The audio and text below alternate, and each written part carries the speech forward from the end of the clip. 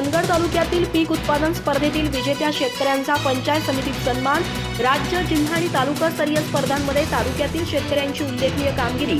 आधुनिक आणि वैज्ञानिक शेतीचा अवलंब करण्याचे कृषी विभागाचे आवाहन। राज्य शासनाच्या कृषी विभागामार्फत आयोजित भात, भुईमूग आणि नाचणी पीक उत्पादन स्पर्धेतील विजेत्या चंदगड तालुक्यातील शेतकऱ्यांचा पंचायत समिती इथं आयोजित कार्यक्रमात गौरव करण्यात आला।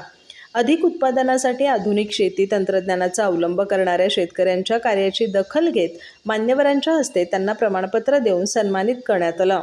कार्यक्रमात गटविकास अधिकारी वृषाली यादव, तालुका कृषी अधिकारी विवेकानंद चव्हाण, पंचायत समिती कृषी विस्तार अधिकारी नरेंद्र कुंभारे, संजय राठोड तसंच वनक्षेत्रपाल दत्ता पाटील यांच्या हस्ते विजेत्या शेतकऱ्यांना प्रमाणपत्राचं वितरण करण्यात आलं। यावेळी उपस्थित मान्यवरांनी आधुनिक तंत्रज्ञान, सुधारित बियाणं, संतुलित खत व्यवस्थापन आणि शाश्वत शेती पद्धतीचा अवलंब केल्यास उत्पादनात मोठी वाढ साधता येते असं प्रतिपादन केलं। राज्यस्तरीय नाचणी उत्पादन स्पर्धेत कोनेवाडीच्या नारायण कडूकर यांनी प्रथम तर करंजगावच्या धोंडीबा शिट्याळकर यांनी तृतीय क्रमांक पटकावत चंदगड तालुक्याचा गौरव वाढवला। जिल्हास्तरीय नाचणी उत्पादन स्पर्धेत गणुचीवाडीच्या विमल भादवणकर यांनी प्रथम तर करंजगावच्या देवाप्पा गावडे यांनी तृतीय क्रमांक मिळवला।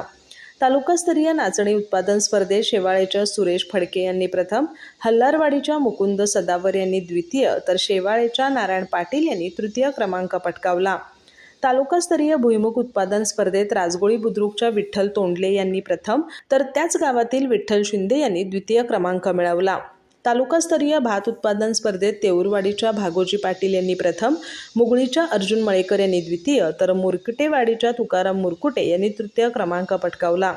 यावेळी कृषी विभागाच्या अधिकाऱ्यांनी पीक उत्पादन स्पर्धांमुळे शेतकऱ्यांमध्ये निरोगी स्पर्धा निर्माण होत असून अधिक उत्पादनाबरोबरच दर्जेदार आणि वैज्ञानिक शेती करण्याची प्रेरणा मिळत असल्याचं सांगितलं।